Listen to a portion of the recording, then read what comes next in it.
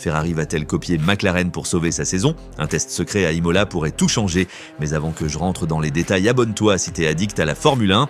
Alors que le Grand Prix d'Émilie-Romagne approche à grands pas, la Scuderia Ferrari est dos au mur. Sur ses terres à Imola, l'écurie italienne s'apprête à tester une innovation stratégique inspirée directement de McLaren. Le problème est connu depuis le début de saison. La SF25 manque cruellement de stabilité, notamment sur son train arrière.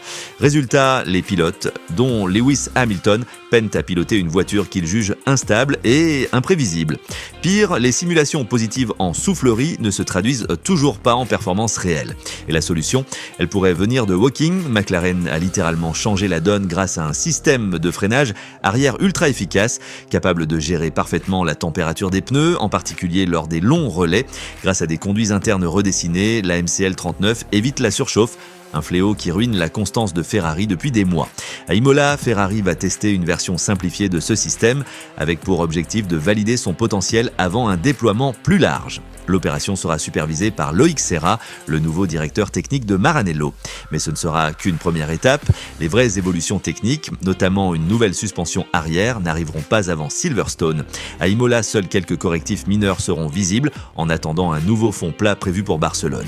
Ferrari joue donc gros ce week-end, une bonne lecture des pneus, une meilleure exploitation du freinage et un train arrière plus stable. C'est tout ce qui manque à la SF25 pour recoller au top 3. Ferrari assume désormais une stratégie d'imitation intelligente, s'inspirer de McLaren. C'est peut-être ce qui permettra à Maranello de sortir de la stagnation et de relancer une dynamique enfin cohérente. Imola devant son public sera le premier crash test de ce nouveau virage technique. Et maintenant à vous, est-ce que cette stratégie copiée sur McLaren suffira à relancer Ferrari ou est-ce déjà trop tard pour 2025 ? Dites-le moi en commentaire et si vous voulez suivre l'évolution en direct, abonnez-vous pour ne rien rater des coulisses techniques de la saison.